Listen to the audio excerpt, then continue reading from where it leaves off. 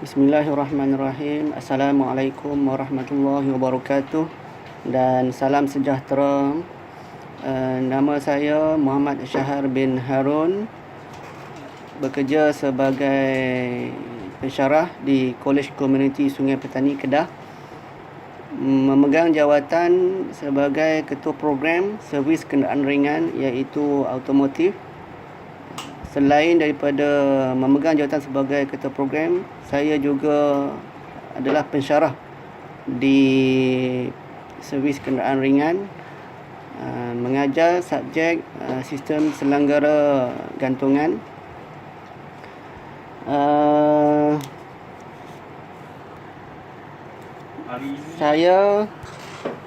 Hari ini saya akan membentangkan kajian bertajuk keberkesanan penggunaan alat inovasi pengajaran dan pembelajaran, suspension mobile changing, unit servis kenderaan ringan di kalangan pelajar servis kenderaan ringan Kolej Komuniti Sungai Petani. Untuk pengenalan, alat bantu pengajar sebagai satu elemen yang amat penting dalam proses pengajaran dan pembelajaran. Seperti mana yang kita sedia maklum, penggunaan alat bantu mengajar ini perlulah sesuai dan semestinya dapat menimbulkan minat pelajar untuk belajar. Seterusnya, alat ini dapat meningkatkan interaksi dan kefahaman pelajar tentang realiti suasana pengajaran dan pembelajaran yang lebih menarik dan menyeronokkan. Penyataan masalah bagi inovasi yang dihasilkan, kaedah chalk and talk membosankan dan menurunkan motivasi pelajar untuk belajar. Pelajar memerlukan pelbagai mekanisme sebelum memulakan langkah-langkah membuka atau melakukan amali. Berdasarkan pengalaman mengajar di dalam kelas, apabila pelajar melakukan amali, pelajar memerlukan pelbagai mekanisme sebelum memulakan langkah-langkah membuka. Antaranya seperti bekalan elektrik, penggunaan mesin kompresor, air gun, memerlukan 2 orang tenaga manusia dan mengambil masa yang lama untuk menyelesaikan amali tersebut. Dengan itu, satu kajian tentang keberkesanan alat bantu mengajar suspension mobile changing dijalankan untuk mengenal pasti sama ada ianya dapat mencapai objektif semasa mengajar di dalam kelas. Kajian keberkesanan merangkumi mengenali komponen suspension, membuat pemeriksaan komponen suspension. Pelajar boleh menggunakan alat inovasi membuka dan memisahkan spring dan absorber kenderaan. Pelajar boleh menggunakan alat inovasi memasang semula spring dan absorber. Dan yang akhir sekali, pelajar boleh menggunakan peralatan tangan bersama alat inovasi dan menjalankan kerja pengujian suspension. Objektif kajian yang dilaksanakan adalah untuk mengenal pasti sama ada penggunaan ABM ini, iaitu suspension mobile changing, mencapai objektif pembangunan di dalam aktiviti pengajaran dan pembelajaran di dalam kelas. Metodologi kajian oleh pendidik, saya telah memilih untuk menggunakan borang soal selidik sebagai alat untuk mengumpul data, iaitu bersesuaianlah dengan reka bentuk kajian kuantitatif. Soal selidik merupakan alat pengumpulan data yang sesuai untuk digunakan kerana kaedah pengenalan soal selidik ini memudahkan proses pengumpulan data daripada responden.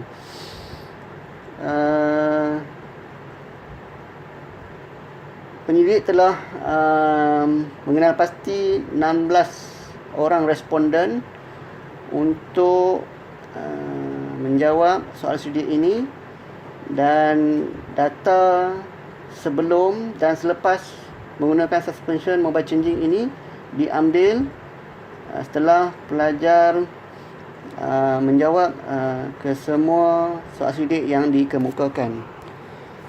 Hasil dapatan pendidik semasa melakukan kajian ini iaitu sebelum menggunakan alat inovasi suspension mobile changing,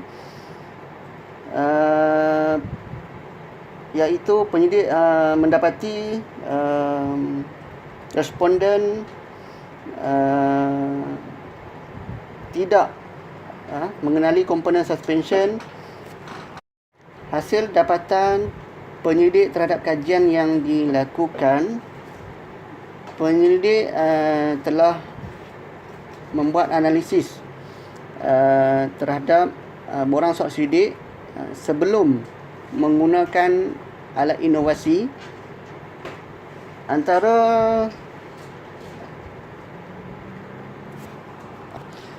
Antara dapatan yang diperoleh penyelidik, pelajar sangat rendah untuk mengenali komponen suspension, iaitu yang kita dapati min dekat sini 1.94. Salah satu dapatan yang kita perolehi. Selain daripada itu, untuk membuat pemeriksaan komponen suspension juga, pendidik mendapati pelajar kurang dapat membuat pemeriksaan. Min yang diperolehi juga 1.94. Dan contoh yang dapatan yang diperolehi yang ketiga, untuk membuka dan memasang semula spring dan absorber juga rendah dengan min diperolehi 1.56. Min keseluruhan untuk sebelum penggunaan alat inovasi ini menunjukkan min 1.78. Seterusnya, hasil dapatan selepas responden menggunakan alat inovasi ini, iaitu untuk mengenali komponen lebih baik daripada sebelumnya, iaitu dengan min 3.69. Dapatan yang kedua untuk responden membuat pemeriksaan komponen juga tinggi, iaitu dengan min 3.56.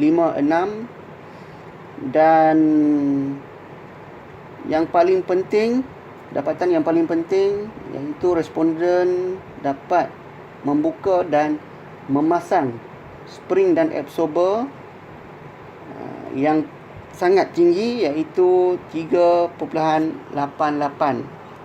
Min keseluruhan bagi dapatan selepas menggunakan alat inovasi ini menunjukkan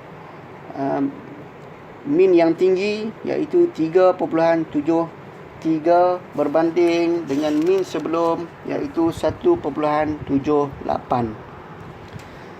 Berdasarkan keseluruhan dapatan kajian keberkesanan suspension mobile changing di dalam aktiviti pengajaran dan pembelajaran, hasil perbincangan penyidik mendapati ia berada pada tahap yang tinggi.